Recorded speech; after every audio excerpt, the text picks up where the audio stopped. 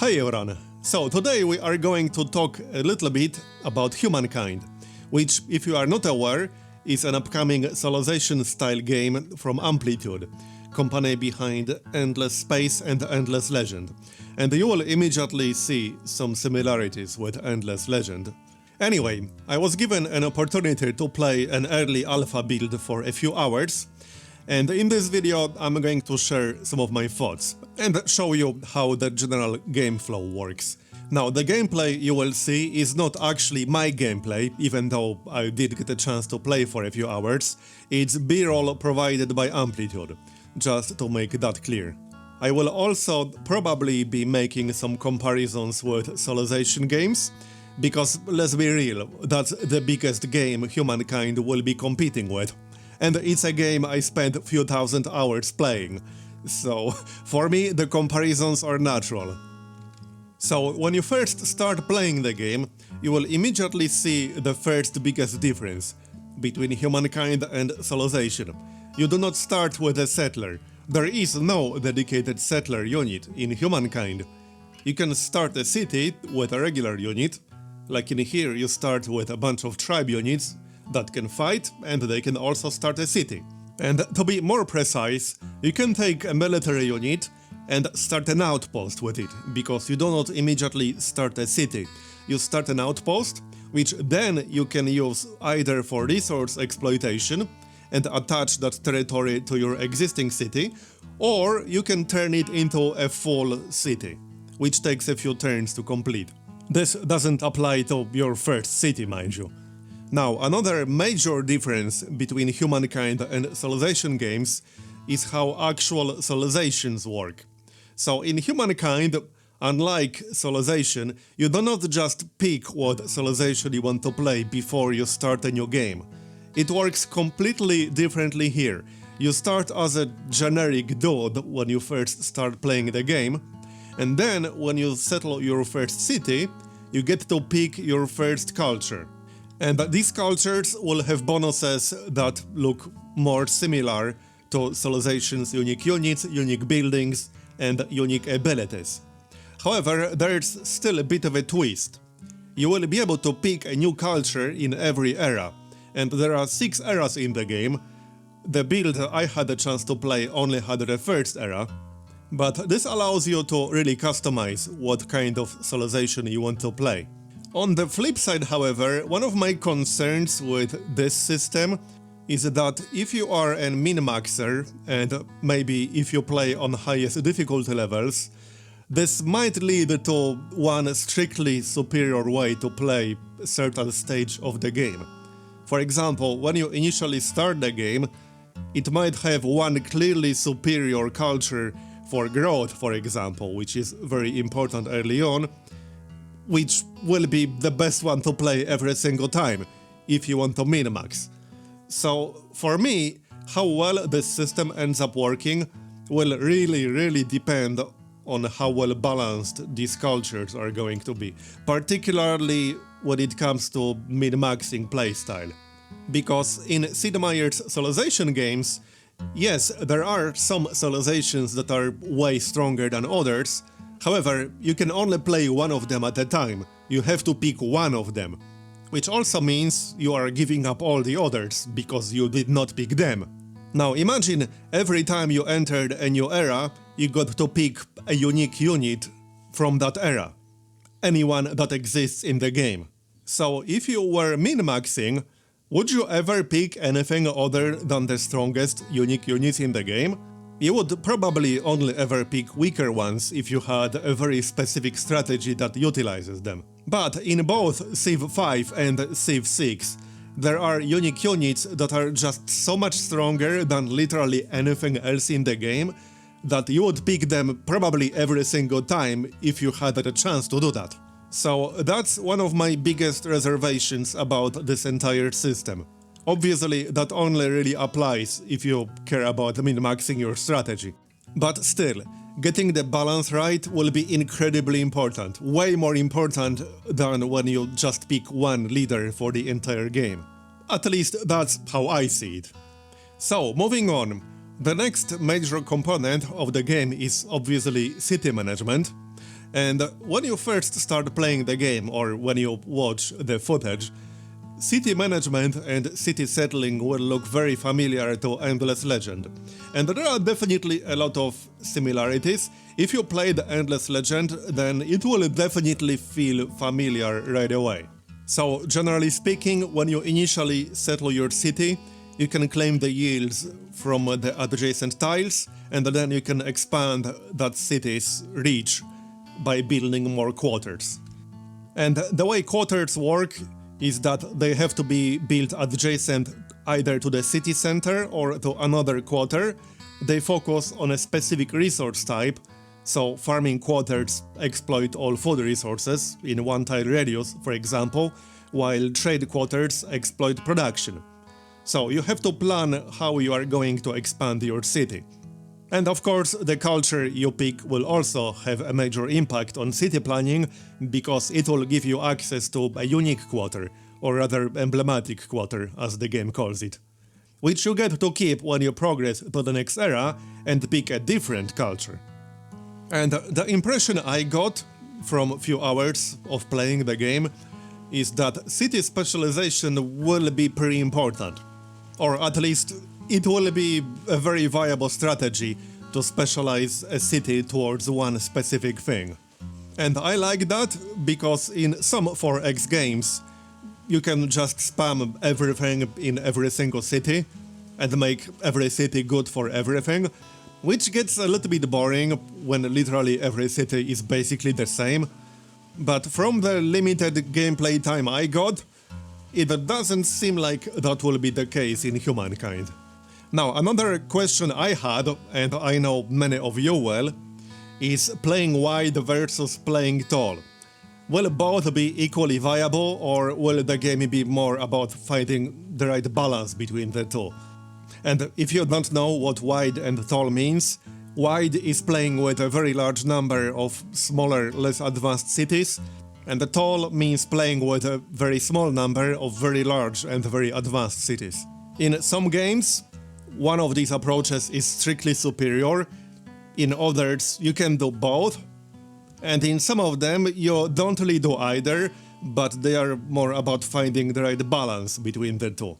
And the impression I got so far is that Humankind will be more about finding the right balance, and it won't necessarily be a good idea to go extremely tall or extremely wide.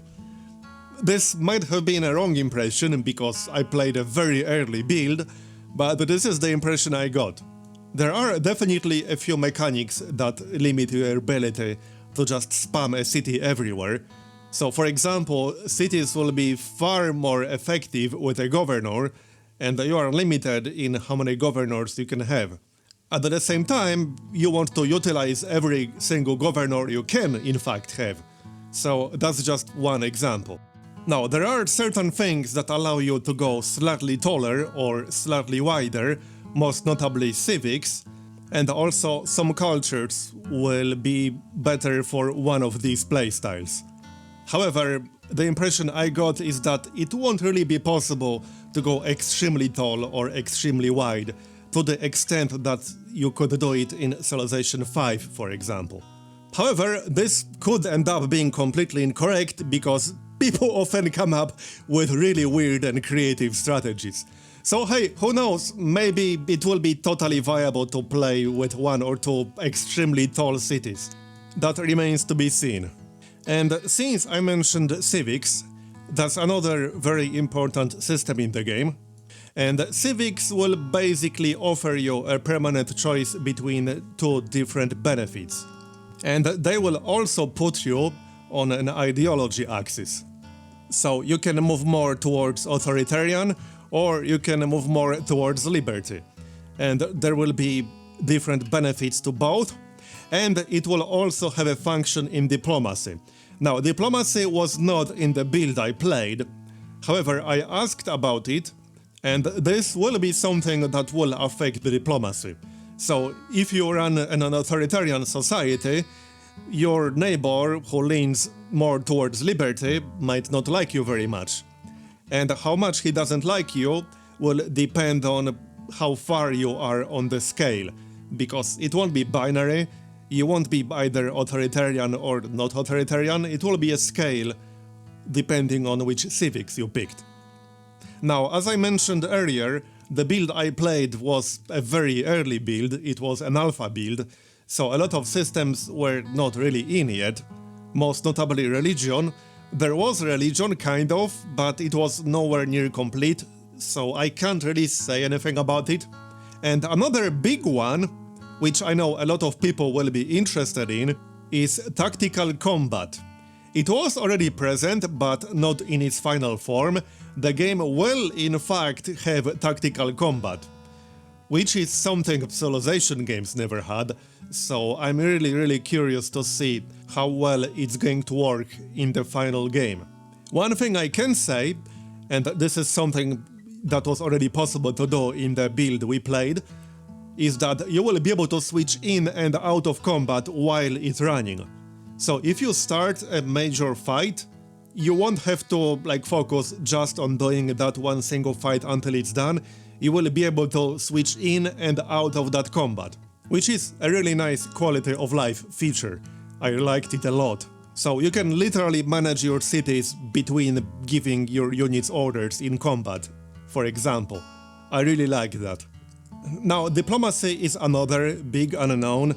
I mentioned it briefly, but diplomacy was not present in the build I played at all. There was no diplomacy, period.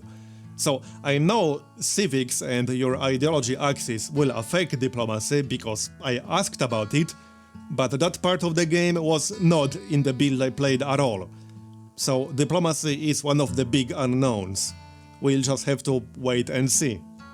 And finally, you might ask, okay, that's all good, but how do you actually win the game? Are there different victory conditions? So the answer is yes and no. And yes and no. So the way it works is that you have fame, which is basically the currency of victory. There's no specific military, cultural, scientific, religious, or whatever victory condition, but you have many different things that you can do to gain fame, which I suppose is just a fancy name for score, because that's kind of what it is. So I do have some concerns about that, because at the most basic level, that's basically a score victory. That's kind of what it is. So whether it will provide enough variety in playstyles, in how you can reach that victory, that's a question that's impossible to answer. At least it's impossible to answer that based on the build I played, which only had one era. But it does feed into what I said about balance between cultures that you can pick in every era, because some of them might end up being strictly superior at fame generation, especially if one specific game system ends up being strictly superior at efficient fame generation. For example, maybe it will be way easier to generate fame by getting more population, so then cultures that focus on growth will be strictly superior for that. This is just an example, I'm not saying this will or will not be the case, but the way these systems interact with fame will make balance incredibly important. How well these things will be balanced will make or break the entire game in my eyes. Especially with fame being basically the victory currency. It's basically score, it's score victory. So let's make an obvious comparison here to Civilization 5.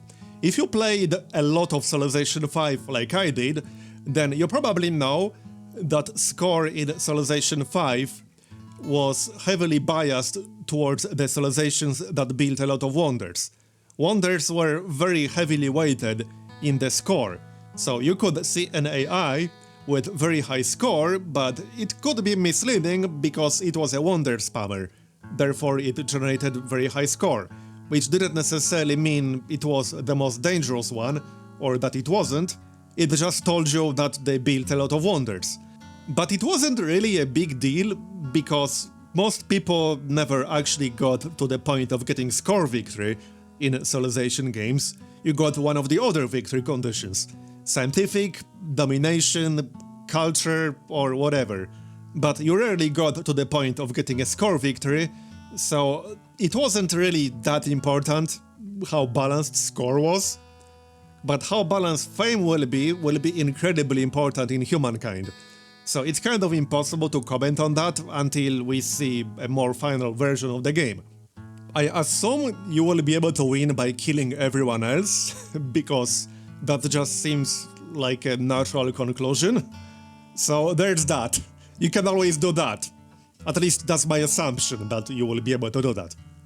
Anyway, that's going to be it for this video. I tried to cover all the most important concepts of the game. There are obviously a lot of small details, how exactly you play, but I tried to focus on the broad concepts. This was still a very early build, like I mentioned. The game is not coming out until 2021, but I will definitely be looking forward to it, despite some reservations I have about some game systems. It will all depend on how well balanced they will be. Still, I do have some major hopes for Humankind.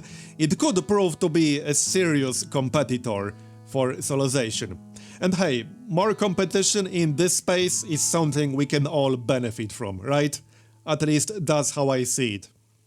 So, again, that's going to be the end of this video. I hope you found it useful and informative. Please do leave a like if you did, and subscribe for more Humankind coverage in the future. Thanks for watching, I really appreciate it, and I'll see you next time. Bye bye.